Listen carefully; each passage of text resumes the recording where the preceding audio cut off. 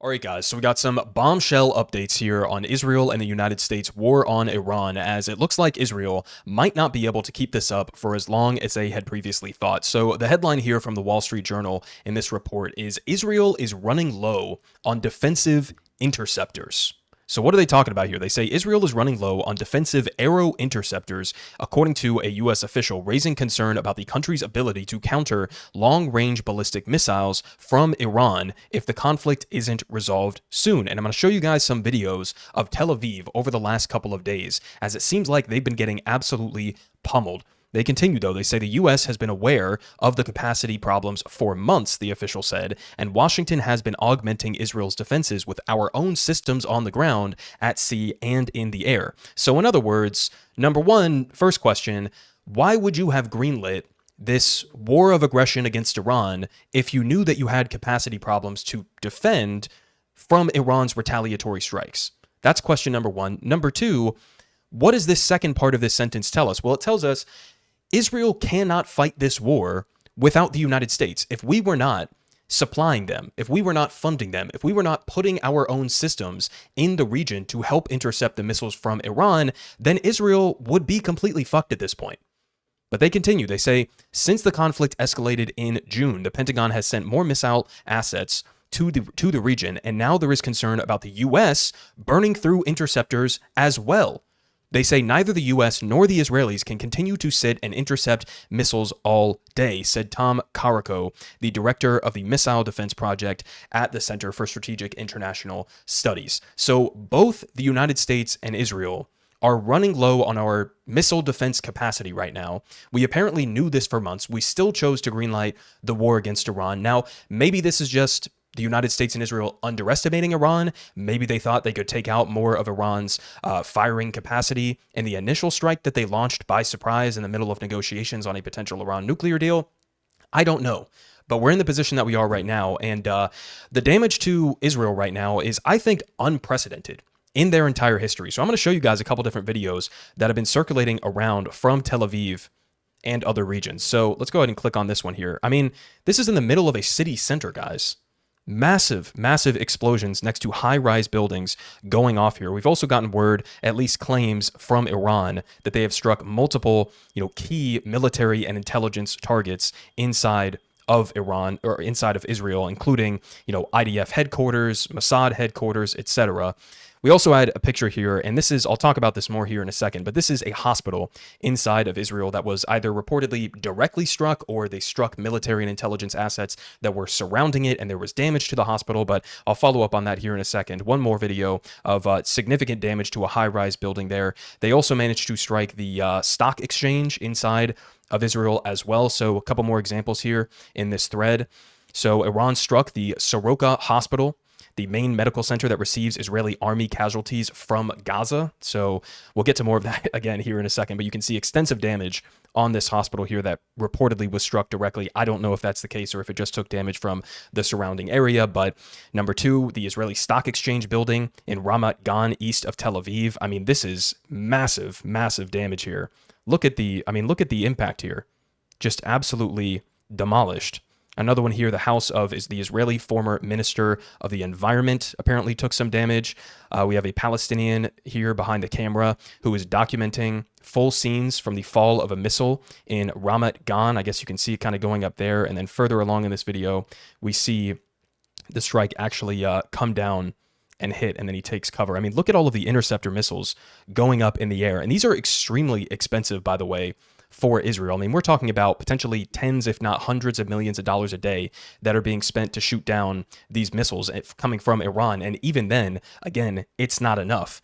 More here from the Holon area of Tel Aviv, extensive damage. A couple more examples down here as we scroll below.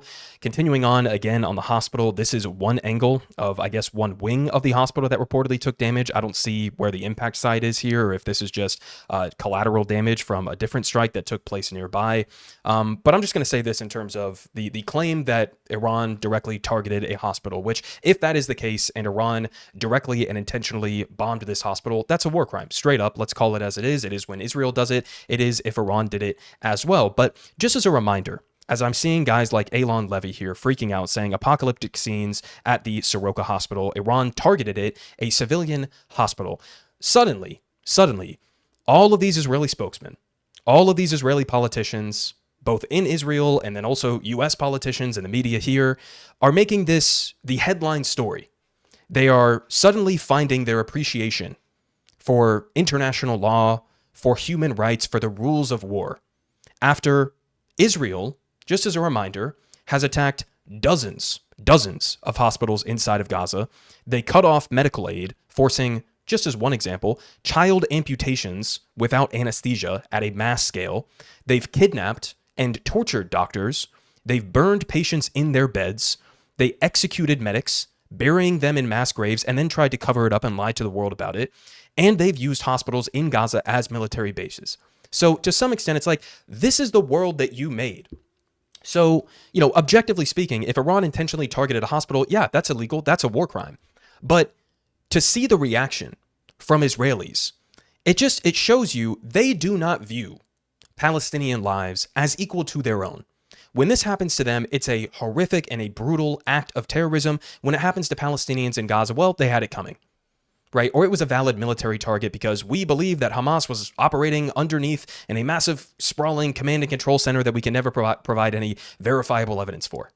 I mean, what are we talking about? And again, there were surrounding military and intelligence targets near this hospital. So by Israel's own logic that they've used in Gaza, this would be a valid military target, or at the very least, it would be collateral damage, right?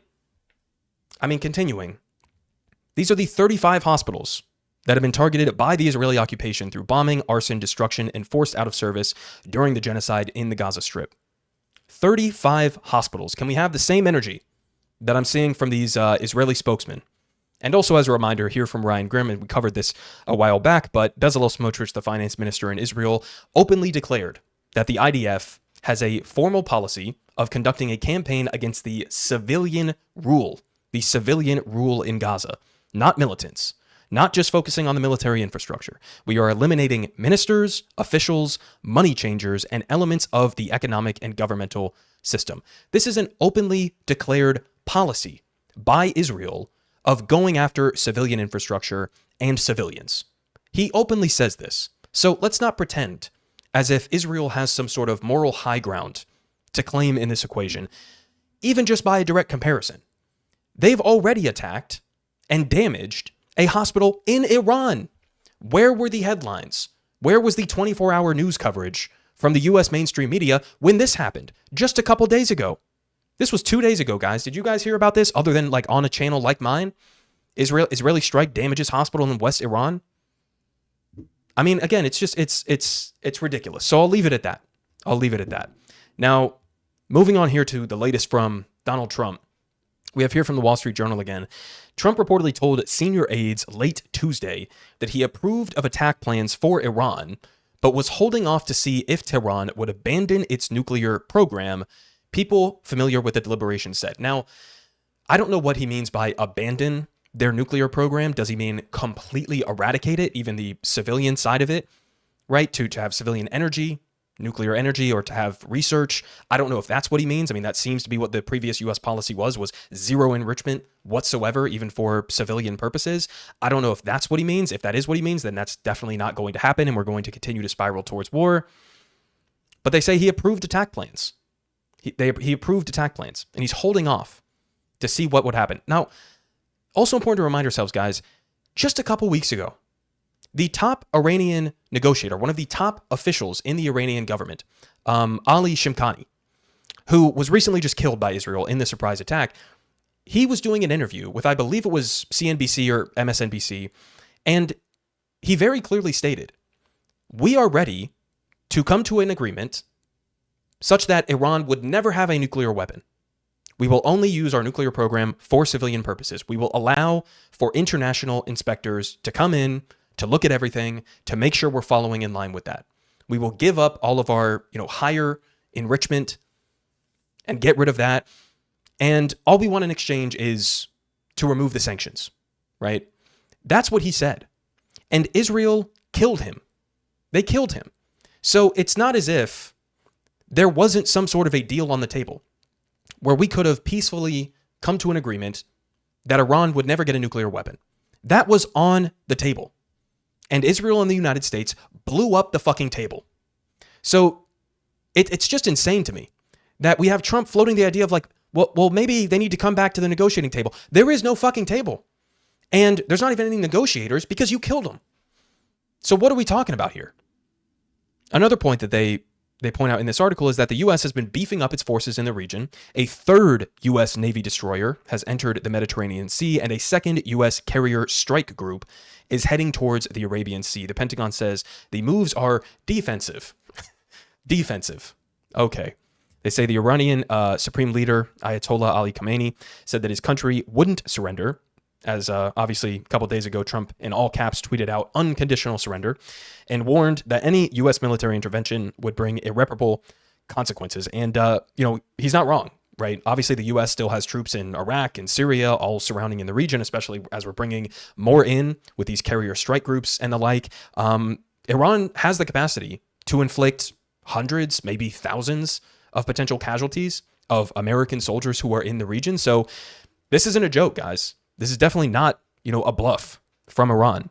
So as of the death toll right now in Iran, they say that it's risen to above 639 people, according to a human rights group. And in Israel, it's about 24 people that have died as a result of Iranian strikes. You also have to take into consideration what life in Israel is like right now and what kind of damage Iran's consistent bombardment is doing to the population there, where they're basically living in the shelters at this point. I mean, they're having to, on a daily basis, go down into the shelters, right? So Israeli society is not functioning, to say the least, right now.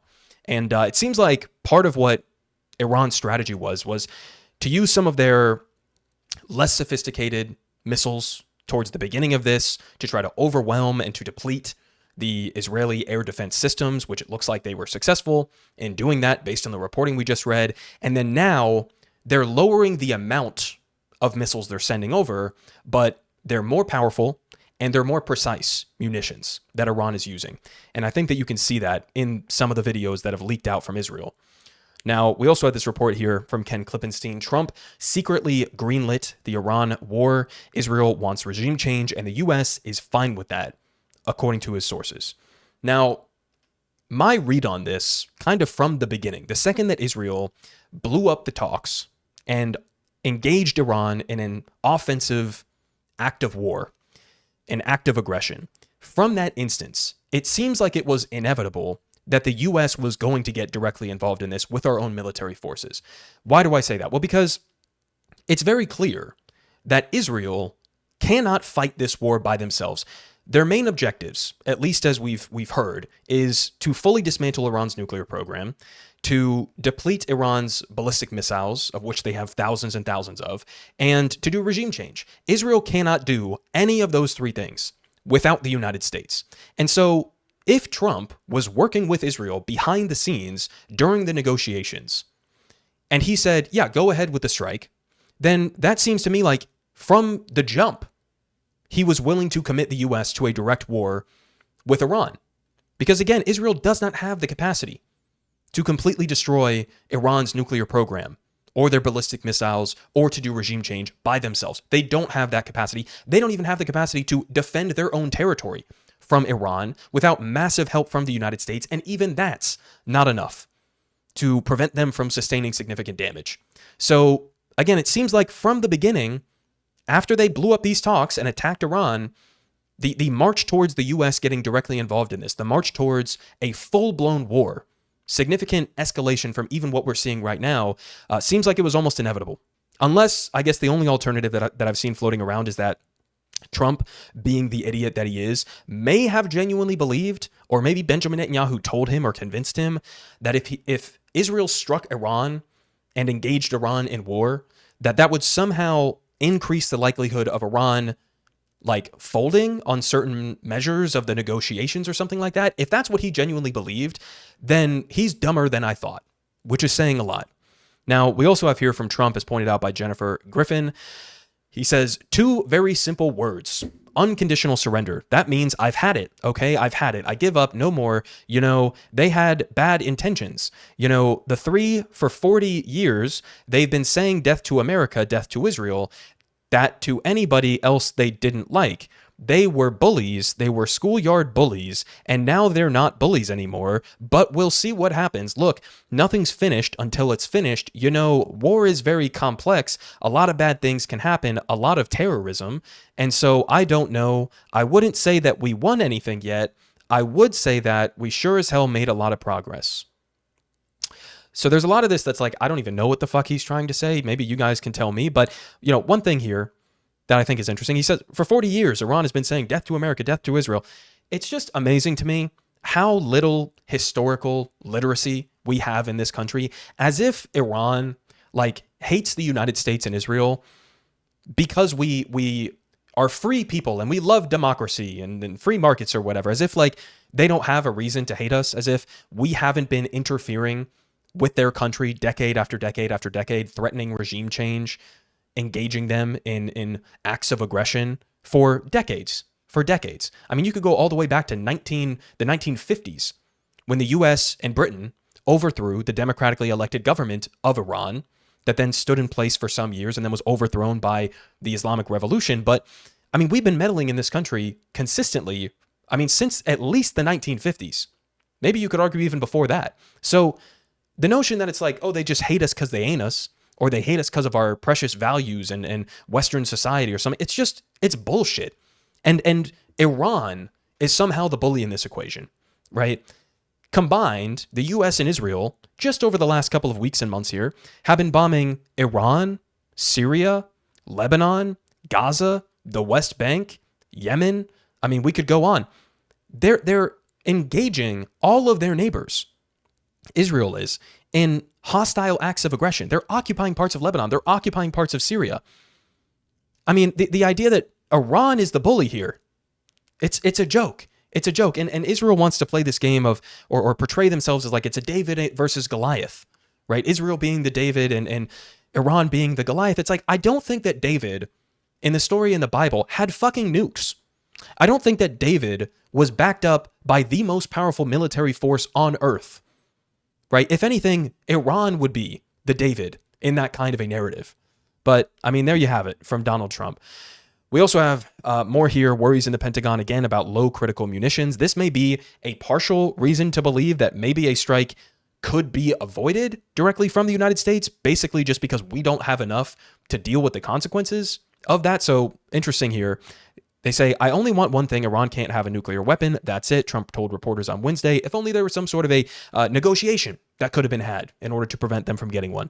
So one Pentagon official told Semaphore that there was no indication bombing action was close as of Wednesday, pointing to low U.S. critical munition reserves as a significant, even primary concern that could deter a quick strike in the end. Meanwhile, the White House is seeking counsel, and this is terrifying, from a wide range of advisors like Senators Lindsey Graham, as well as Sheehy, as he considers a move that could reshape the course of his presidency. By the way, if he actually engages Iran in a direct full-on war, this will be the end of his presidency. He will go down in history as probably worse than George W. Bush, which is saying a lot.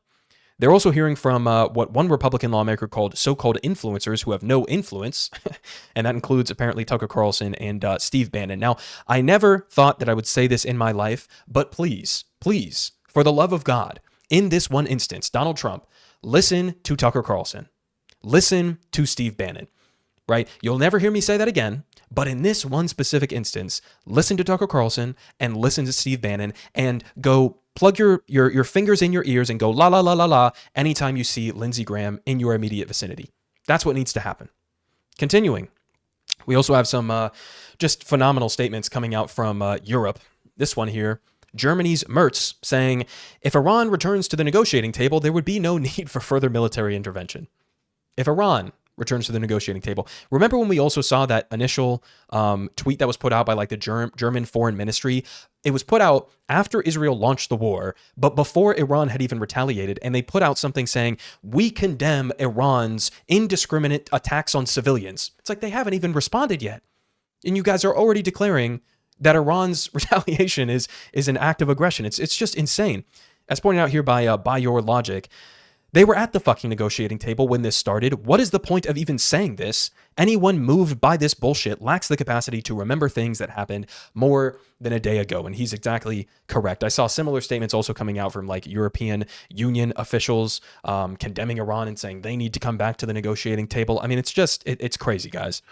We also have, this aspect of all of this, which is that it's difficult. It is becoming increasingly difficult to get real information out of Israel, both out of Israel and Iran, but specifically this one is centering on Israel. The IDF Censor has updated restrictions on reporting missile drone impact sites. They say, quote, any person who prints or publishes printed matter or a publication regarding the location of a strike or hit by enemy war material must submit to the military censor for approval. So this, I guess, encompasses everybody. They're talking about journalists. They're talking about civilians. They're talking about anybody who sees a missile strike inside of Israel.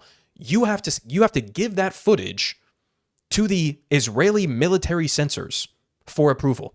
There is a full-blown mass crackdown happening in Israel to prevent any sort of images like some of the ones that I showed you earlier in this video from getting out to the world. They do not want to admit that there's been any damage. They do not want, this narrative or this image of themselves that they are invincible, that they're untouchable, that they're this strong force. They don't want any cracks in that image.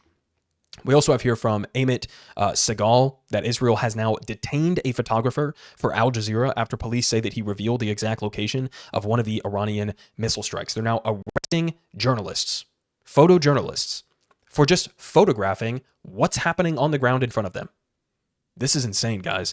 We also had Ben Gvir saying, we will not allow Al Jazeera to be broadcast in Israel, as this camera footage is coming from Al Jazeera, ironically. But he says, we won't allow it to be broadcast in Israel as it poses a direct threat to our security. I call on the public to report anyone who watches this channel to the police.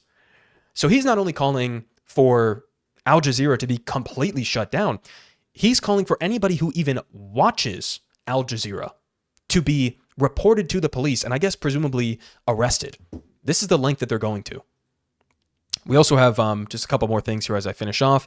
Obviously, talking about how many Israelis every single day, all day, are having to run back and forth to the shelters as Iran keeps up their missile strikes. Here from Al Jazeera, not for you. Israeli shelters exclude Palestinians as bombs rain down. Shelters are a lifeline in Israel from Iranian missile attacks, but Palestinian citizens of the country have been locked out. So, not surprising here, but just another insight into Israeli society, right? As they love to brag about the diversity within Israel and how there are Palestinians living within Israel. And don't worry, it's not an apartheid. They have full and total equal rights. Well, the Israeli Jews are locking them out of the bomb shelters. Fantastic. One final thing here. Many Israelis are trying to flee amidst all of this. We have here from VPOL, Birthright Israel, the long-promoted Israeli soft power tool for long-term settler recruitment and Aliyah collapses as 2,800 participants flee for their lives by sea instead of being convinced of settlement in the occupied territories. So JNS reported that the 13-hour voyage by cruise ship from Israel to Cyprus was conducted under the protection of the Israeli Navy. So people are fleeing by, I guess, the thousands from Israel amidst all of this. So that's your update for today, guys. Obviously, we're going to have more day by day as this continues to escalate. But just remember, as the propaganda machine, as the war machine ticks into gear, right? And as it seems like we're spiraling inevitably towards this, remember, none of this was inevitable. We had a choice in this matter. Trump is not being dragged into this. He's taking us willingly into this. And this is not about nuclear weapons. It's not about nuclear weapons. Iran was not on the verge of weaponizing nuclear material. They weren't going to get a nuclear bomb within the next days, within the next weeks, within the next months. They wanted a nuclear deal 2.0, right? That's what they were saying. Trump and Israel prevented that outcome from happening peacefully. They prevented it from happening peacefully. It's not about preventing Iran from getting a nuclear weapon. Do not allow anybody to convince you that that's the case. What this is about is destroying Iran. It's about destabilizing Iran because they are the only challenge to Israel in the region. They are the only thing standing between Israel and the United States having full hegemonic dominance in the region. That's what this is actually about. And the United States and Israel are fully willing to get us into another prolonged, bloody, destructive, pointless, and destabilizing war in the Middle East if it means that they could potentially hang on to their dominance in the region. So I'll leave you guys off with that, and I'll have more for you tomorrow. Politic guy has the best politics. Believe me, no one does it like him.